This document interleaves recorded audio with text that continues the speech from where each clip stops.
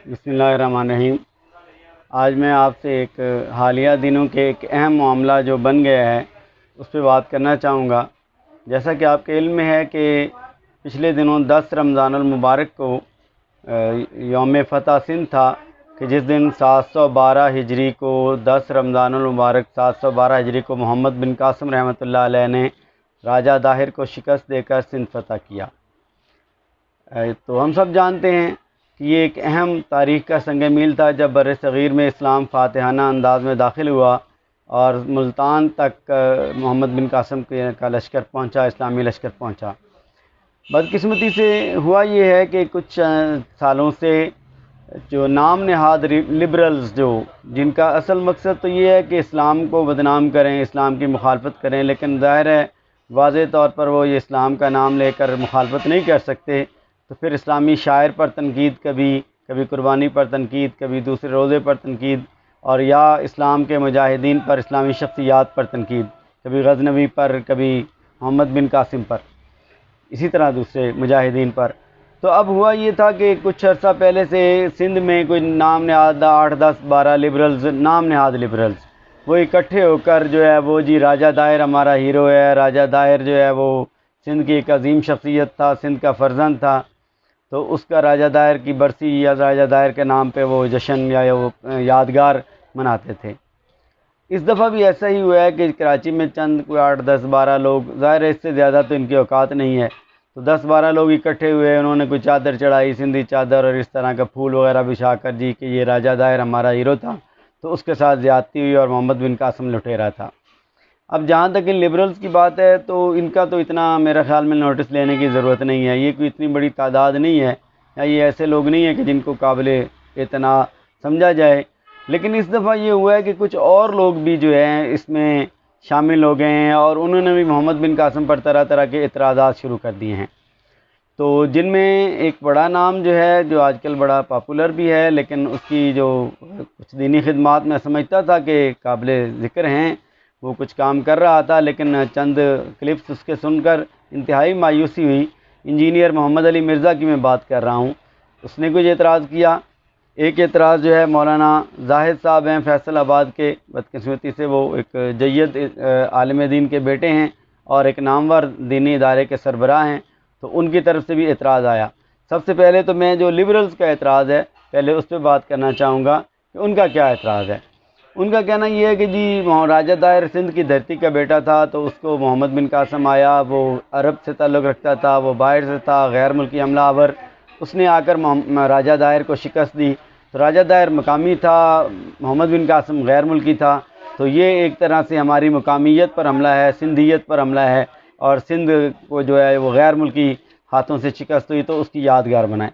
तो इसमें मैं बात करना चाहूँगा कि सबसे पहले तो ये देखें कि आप, क्या राजा दाहिर सिंधी था?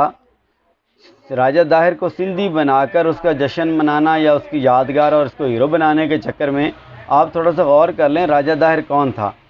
तो तारीख़ हमें वाज़े बताती है कि सिंध में जो बुद्ध मत से ताल्लुक़ रखने वाले एक राय हंसी की हुकूमत थी, तो उसको जो है वो उसका एक वज़ीर था जो बड़ा काबिल एतमाद था।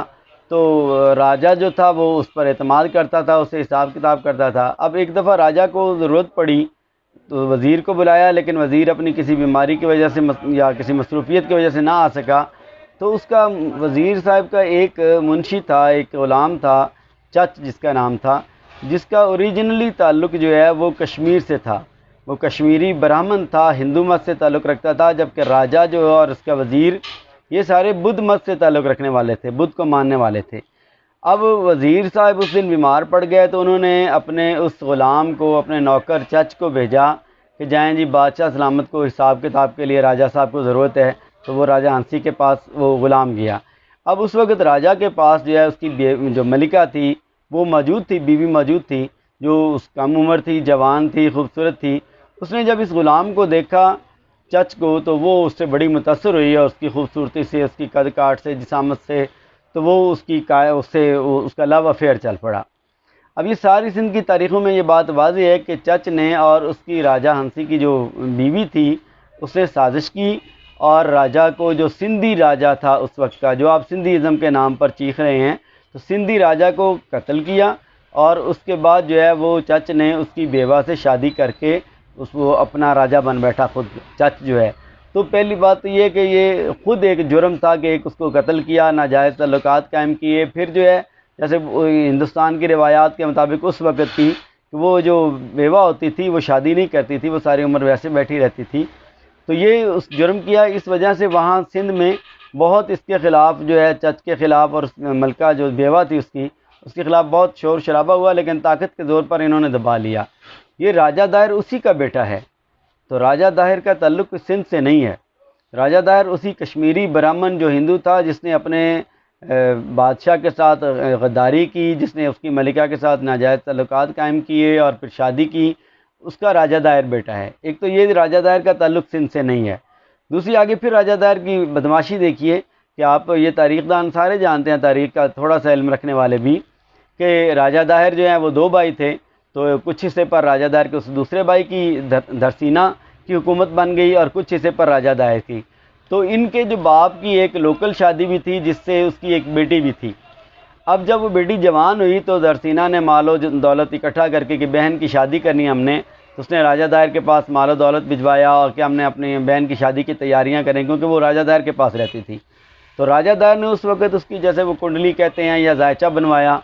और ये आम बात है, तारीख़दान जानते हैं सारे, कि जब वो कुंडली बनवाई तो उन्होंने ज्योतिषियों ने कहा कि इस जो शहज़ादी है तुम्हारी बहन, इसका जो जिसके साथ शादी होगी, जो इसका खामिंद होगा, वो उसके पास सिंध की हुकूमत चली जाएगी, वो सिंध का हाकिम बन जाएगा। तो अब राजा दाहिर को इससे बड़ी परेशानी हुई कि इसका मतलब ये है कि अब सिंध का राजा जो है वो मेरी जो बीवी मेरी बहन है उसका खामिंद बनेगा, मेरा बहनोई बनेगा। तो क्या करें? तो उसने फिर एक लंबी बात है, एक वज़ीर के मशवरे से उसने खुद शादी कर ली। राजा दाहिर ने अपनी बहन, ये तारीख़ सारी तारीख़ों में मशहूर है, ये जानते हैं सब लोग। तो इतना गलीज़ किरदार का मालिक जो है, इतने बद किरदारी का मालिक, जिसने अपनी बहन के साथ शादी की और ताकि सिंध की हुकूमत जो है वो किसी और के पास ना जाए। तो ये जो अपनी बहन से शादी करने वाला है, जो जिसने पूरी बरसग़ीर की रिवायात या शायद सारी दुनिया में ऐसा रिवाज नहीं है कि बहनों से शादी करने का, तो आप लोग उसको जो है वो हीरो बना रहे हैं और कह रहे हैं कि राजा दाहिर हमारा हीरो है। तो एक ऐसे आदमी को आप हीरो बना रहे हैं। दूसरा, फिर आपका हीरो कैसा हीरो था कि जब मोहम्मद बिन कासिम एक महदूद सा लश्कर लेकर आता है, जो 17 साल नौजवान है, राजा दाहिर की पूरे सिंध पर हुकूमत है, तो वो मोहम्मद बिन कासिम आकर जो चंद हज़ार सिपाहियों के साथ राजा दाहिर को शिकस्त फाश देता है। और फिर आप ये भी जानते हैं कि तकरीबन सिंध के अक्सरियती लोगों ने राजा दाहिर के ख़िलाफ़ मोहम्मद बिन कासिम की मदद की। तो लोग राजा दाहिर के जुल्म सितम से और उसकी बदमाशियों से इतने तंग थे कि उन्होंने बजाय इसके कि अपने उस सिंधी राजे की जिसको आप आज हीरो बनाना चाहते हैं, उस हीरो की मदद करने के बजाय मोहम्मद बिन कासिम की मदद की। और ये मैं कोई ऐसी बातें नहीं कर रहा जो तारीख़दानों से ओझल हैं, ये सब जानते हैं कि उसके महल से, उसके वज़ीरों में से लोगों ने मोहम्मद बिन कासिम की मदद की और उन्हीं की मदद से मोहम्मद बिन कासिम जो है वो वो सिंध को फ़तह करने में कामयाब हुआ और वो जो है मुल्तान तक उसकी फ़तह है। तो एक ऐसा आदमी जो ख़ुद भी सिंधी नहीं है, जिसका बाप ने सिंधी राजा के साथ ज़्यादती की, जुल्म किया, उसको मरवाया, उसकी हुकूमत पर कब्ज़ा किया, उसकी बेवा से शादी की, और फिर राजा दाहिर जिसने अपनी बहन से शादी की, और वो आदमी, और फिर जो जिसके जुल्म सितम की वजह से लोगों ने मोहम्मद बिन कासिम का साथ दिया, और वो एक कैसा राजा जो एक 17 साल नौजवान से शिकस्त खा गया। तो एक तो जहाँ तक है राजा दाहिर को हीरो बनाने की बात है, ये तो बिल्कुल आपकी ज़्यादती होगी तारीख़ के साथ और हर एक के साथ कि राजा। फिर एक और सवाल भी यहाँ पैदा होता है कि मोहम्मद बिन कासिम अगर जालिम था, मोहम्मद बिन कासिम ने अगर जुल्म की बुनियाद पर सिंध पर कब्ज़ा किया, तो सिंध के लोगों ने जब मोहम्मद बिन कासिम यहाँ से चला गया तो फिर सिंध के लोग वापस क्यों नहीं अपने दीन में रिटर्न हुए? उन लोगों ने दोबारा हिंदू मत या बुद्ध मत इख्तियार क्यों नहीं किया? वो लाखों लोग जो सिंध के थे, आज भी सिंध जो है मुस्लिम अक्सरियत का सूबा है, तो मोहम्मद बिन कासिम की वजह से जो लोगों ने इस्लाम कबूल किया और यहाँ इस्लामी हुकूमत कायम हुई, वो सिलसिला फिर ख़त्म क्यों नहीं हो सका? वहाँ की आबादियों ने दोबारा यू टर्न लेकर वापस क्यों ना चले गए, अगर इतना ही वो जबर था या जालिम था? और इवन आज आप जानते हैं, सिंध के लोग जानते हैं और सब पूरा बरसग़ीर जानता है कि सिंधी ज़ुबान का रस्मुल ख़त आज भी अरबी वाला है। जिस रस्मुल ख़त में, यानी जो स्टाइल है लिखने का, स्क्रिप्ट है लिखने का स्टाइल है, रस्मुल ख़त, वो सिंध का आज भी अरबी में है, अरबी रस्मुल ख़ाती है। तो सिंधियों की, और फिर आप सब जानते हैं पूरी तारीख़ में ये किसी तारीख़दान ने इसको नज़रअंदाज नहीं किया कि जब सिंध मोहम्मद बिन कासिम को वापस जाना पड़ा तो उसके जाने पे लोगों ने शहर दर शहर उसके जुलूस उसकी रवानगी पर रो रो कर निकाले। और आपको पता है कि मुजस्समे बनाकर मोहम्मद बिन कासिम के रखे उसकी याद में। मोहम्मद बिन कासिम के उसने अखलाक से और तर्ज हुकूमत से सिंधी लोग इतने मुतासर हुए थे कि सिंध से जब उसे जाना पड़ा तो वहाँ उसकी वापसी पर, रवानगी पर उसके लिए जुलूस निकाले गए और उसके लिए लोगों ने रो रो कर उसको रुखसत किया और उसकी याद में उसके मुजस्समे बना कर रखे। तो आज आपको राजादार हीरो नज़र आता है, जबकि सिंध के उस वक़्त के लोगों ने और फिर उनकी नस्लों ने इस्लाम को प्रैक्टिकली कबूल करके और मुसलमान रहकर ये साबित किया है कि मुसलमानों की मोहम्मद बिन कासिम से और सिंधियों की मोहम्मद बिन कासिम से और इस्लाम से एक तारीख़ी मोहब्बत है। तो इसमें जो एक आप तारीख़ को नज़रअंदाज ना करें, सिर्फ़ आप जो है वो इस्लाम की मुखालफत, मैं समझता हूँ ये मोहम्मद बिन कासिम पर इतराज़ असल में नहीं है, ये तो बहाना बनाया जाता है। असल मकसद तो इस्लाम की मुखालफत है। तो मेरा एक सवाल ये है, जो सिंध में इन लोगों ने किया या जो लोग मकामी इज़्म के बात करते हैं, तो मैं सिंध के दो और मकामी हीरोज़ की बात करूँगा। कभी मुझे तो नज़र नहीं आया कि उनके लिए सिंध के इन लिबरल्स ने या नाम नहाद NGOs टाइप लोगों ने या इस तरह के लोगों ने कोई सिंध के जो वो है वो किया हो। मसलन आपको सबको पता है कि अंग्रेज़ों के दौर में जो पीरा पगारा थे, पीर पगाड़ा साहब जो उनके बड़े जो अजदाद में से सिबगतुल्लाह साहब, उन लोगों ने और फिर आपको पता है हुर नाम की एक फ़ौज बनाकर अंग्रेज़ों के ख़िलाफ़ लड़ते रहे। तो पीर पगाड़ा के लिए या हुर जिन्होंने अंग्रेज़ों के ख़िलाफ़ जिद्दोजहद की, अंग्रेज़ गैर मुल्की थे, काबिज़ थे, हमला आवर थे। पीर पगारा साहब सिंधी थे, हुर सिंधी थे। आप लोगों ने कभी उनका दिन तो नहीं मनाया, वो तो आपने कभी नहीं कहा कि जो है पीर पगारा हमारे हीरो हैं या हुर हमारे हीरो हैं। इसी तरह दूसरी मिसाल मैं दूंगा, ये लिबरल जो नाम नहाद लिबरल्स हैं कि हमारे ही पाकिस्तान का क़याम जो कायद-ए-आज़म मोहम्मद अली जिन्ना, जिन्होंने अंग्रेज़ों के ख़िलाफ़ एक जिद्दोजहद करके पाकिस्तान बनाया, कायद-ए-आज़म का ताल्लुक भी आपके सिंध से ही था, कराची से ही उनकी पैदाइश है, उनका मज़ार भी कराची में है, तो कायद-ए-आज़म का ताल्लुक भी सिंध से है। तो आप लोगों ने कभी ये तो नहीं कहा कि कायद-ए-आज़म मकामी हैं और जो है अंग्रेज़ गैर मुल्की काबिज़ थे, हमलावर थे, तो हमारे ये हीरो हैं। तो कायद-ए-आज़म के नाम पर तो आपको तरह तरह के एतराज़ात उल्टा शुरू हो जाते हैं। और पीर पगारा साहब जो मकामी थे, सिंधी थे, तो आपके सिंध के और हीरोज़ भी तो थे जिनका ताल्लुक मुसलमानों से है, लेकिन आप मुसलमान हीरोज़ को तो आप ओन नहीं करते, उनका जश्न नहीं मनाते, उनको याद नहीं करते। उसकी बजाय आप जो है वो एक हिंदू जो है राजा दायर, तो असल में बात ये सामने आती है, इसका मतलब आप हिंदू को जो है वो चाह रहे हैं, उस मोहम्मद बिन कासिम के साथ मुखालफत आपके इस्लाम की वजह से है, वरना आप दूसरे मुस्लिम हीरोज़ को क्यों नहीं मनाते। तो ये तो जहाँ तक बात है लिबरल्स के एतराज़ात की। अब दूसरा जो इंजीनियर मोहम्मद अली मिर्ज़ा साहब ने एतराज़ किया है, उसके लिए पहले आप एक छोटा सा क्लिप उनका सुन लें। में से सुन्नी हो या शिया सैयद जहां पे भी मौजूद है, उनसे आप पूछें कि यहाँ पे मोहम्मद बिन कासिम क्या लेने आया था, वो तो नहीं मानते, वो तो कहते हैं हमारे साथ जुल्म किया। जी, इंजीनियर मोहम्मद अली मिर्ज़ा साहब जो अहले इल्म आदमी में से मैं समझता हूँ वो हैं, लेकिन उनका ये क्लिप सुनकर मुझे बड़ा दुख हुआ। वो कह रहे हैं जी कि जो मोहम्मद बिन कासिम था उसने दरअसल वो जो राजा दाहिर सिंध पर हमला किया, वो जो नाहीद लड़की या जो ख़त लिखने वाला है, वो मामला नहीं था, बल्कि उसने अहले बैत और सादात का पीछा करने के लिए, उनको मारने के लिए, उनका पीछा करने के लिए राजा दाहिर के साथ लड़ाई की, सिंध पर हमला किया। तो मोहम्मद अली मिर्ज़ा साहब बज़ाहिर तो बड़े तारीख़ के आलिम लगते हैं, लेकिन माज़रत के साथ मैं ये पूछना चाहूँगा कि आप क्या साबित कर सकते हैं कि मोहम्मद बिन कासिम जिन लोगों के लिए यहाँ आया या जिस वजह से उसने हमला किया, उनका ताल्लुक़ अहले बैत से था या सादात से था। अब देखिए, अहले बैत या सादात हम कहते हैं जो नबी पाक सल्लम की बेटी हज़रत फ़ातिमा रज़ी अल्लाह ताला अन्हा की औलाद में से हैं। तो हमें ये तारीख़ में रिवायत मिलती है कि हज़रत इमाम हुसैन रज़ी अल्लाह ताला अन्हु के एक ही बेटे ज़िंदा रहे करबला के बाद, इमाम ज़ैनुल आबिदीन रहमतुल्लाह अलैह। तो इमाम ज़ैनुल आबिदीन रहमतुल्लाह अलैह की जो औलाद है, जिनमें इमाम बाक़िर हैं, इमाम ज़ैद हैं, या दूसरे कुछ रिवायात में 3 बच्चे हैं, कुछ में 5 बच्चे हैं इमाम ज़ैनुल आबिदीन के, उन 5 में से या उनकी औलाद में से कोई एक बेटा, कोई एक बच्चा बर्रे सग़ीर में आना साबित नहीं कर सकते मोहम्मद अली मिर्ज़ा साहब। इसी तरह इमाम हसन के एक बेटे थे सिर्फ़, इमाम हसन मुसन्ना रहमतुल्लाह अलैह उनका नाम है, इमाम हसन मुसन्ना, वो भी बर्रे सग़ीर में नहीं आए। इन सब जो अहले बैत के लोग हैं, इनके मज़ारात, इनके जो हैं वो कूफा में, नजफ़ में, मदीना में या मक्का में या अरब के इलाकों में ही हैं। इनमें से किसी का बर्रे सग़ीर में आना साबित नहीं है और फिर उनके पीछे मोहम्मद बिन कासिम लश्कर लेकर आए, ऐसा कोई साबित नहीं है।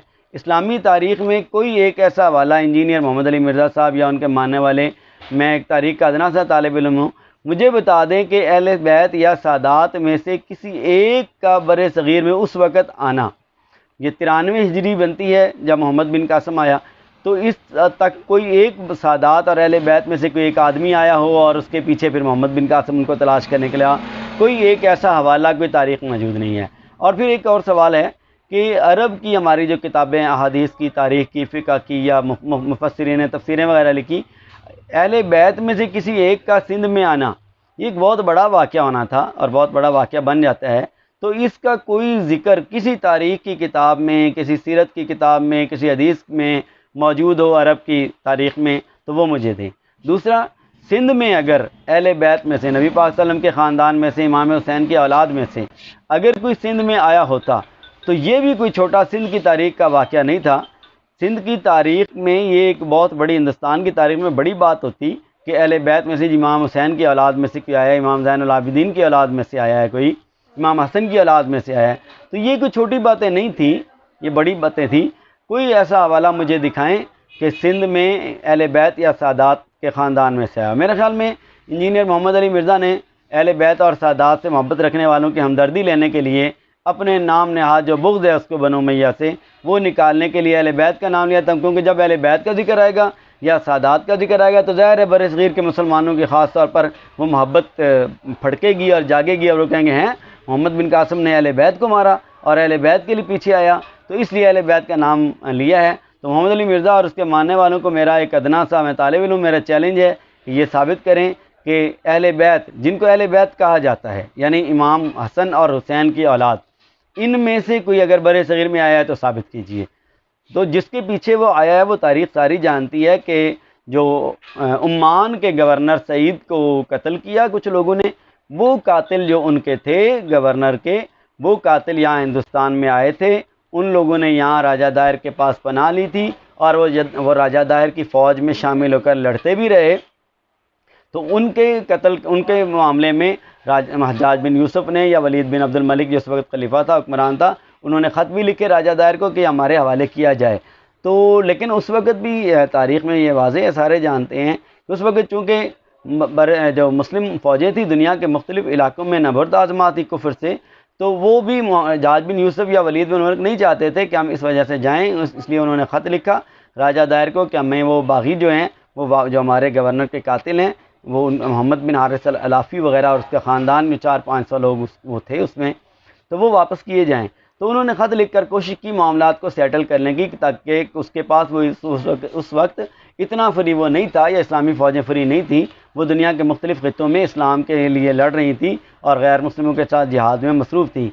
तो ये मामला जो अहले बैत और सादात वाला है, ये मेरे ख़्याल में मोहम्मद अली मिर्ज़ा ने महज़ बुग़्ज़े बनो उमैया में और मोहम्मद बिन कासिम की मुखालफत में, जो अहले सुन्नत या अहले तशय्युअ होते हैं शिया लोग, उनकी हमदर्दियाँ जो है कि वो लेने के लिए कि अहले बैत के ये जो मानने के लिए आए थे, तो कोई अहले बैत का कोई चक्कर नहीं है, कोई अहले बैत का कोई फ़र्द नहीं है जिसके पीछे वो आए हों, ऐसी कोई बात नहीं। अब एक सिर्फ आखिरी पॉइंट वो ये है कि हमारे फैसलाबाद से एक मौलाना साहिब हैं, मौलाना जाहिद साहब, वो एक बड़ा नामवर इदारा चला रहे हैं। तो उनकी जो मोहम्मद बिन कासिम की मुखालफत की बात उन्होंने की है, वो तो इंतहाई ज़्यादा घटिया है।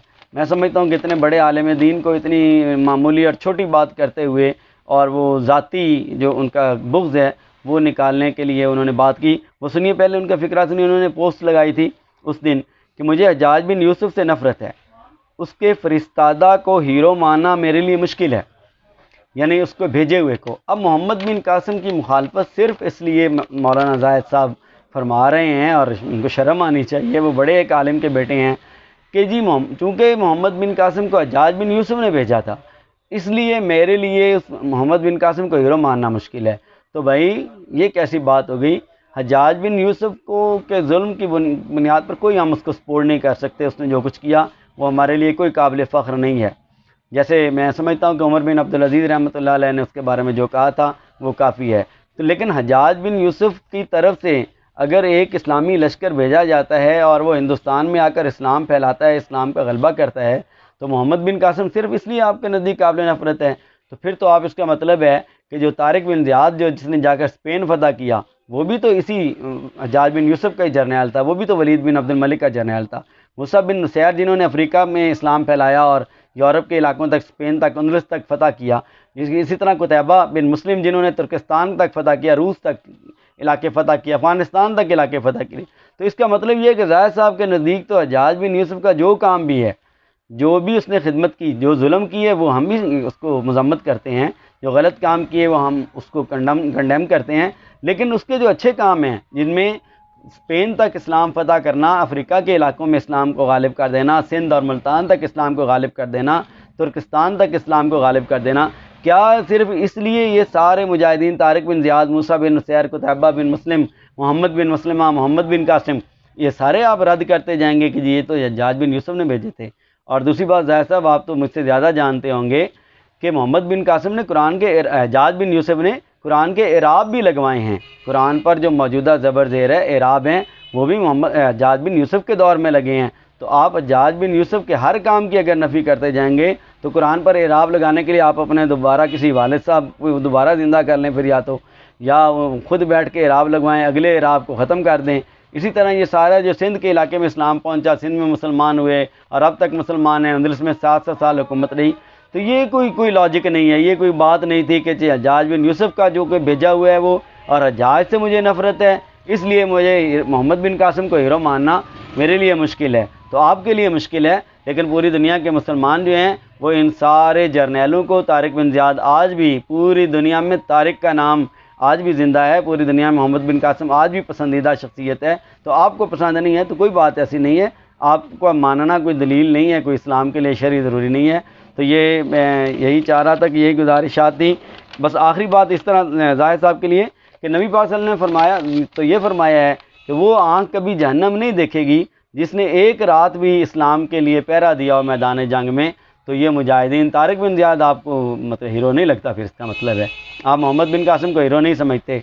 इस्लाम की इशाअत के लिए, गलबे के लिए इन लोगों ने अपनी पूरी ज़िंदगियाँ लड़ा दी, जानें लड़ा दी और जानें तक कुर्बान कर दी। तो आपको पसंद नहीं है तो ये कोई मेयार नहीं है मुसलमानों में कि मौलवी जाहिद को पसंद हो तो उसको हीरो मानेंगे, वरना नहीं मानेंगे। तो मोहम्मद बिन कासिम हमारे हीरो हैं, तारिक बिन ज़ियाद हमारे हीरो हैं, कुतैबा बिन मुस्लिम, मूसा बिन नुसैर, मोहम्मद बिन, ये सब हमारे हीरो हैं। हज्जाज बिन यूसुफ या बनु उमय्या के जो जुल्म है, या हज्जाज बिन यूसुफ का जो जुल्म है, वो हम उसको कोई कबूल नहीं करते। हमारे लिए हज्जाज बिन यूसुफ कोई दलील नहीं है, कोई हुज्जत नहीं है, हम हज्जाज बिन यूसुफ के पैरोकार नहीं हैं। लेकिन उसके भेजे हुए लोग जो जिन्होंने इस्लाम की खिदमत की वो हमारे हीरो हैं, तो हम उनको हीरो मानते रहेंगे। शुक्रिया।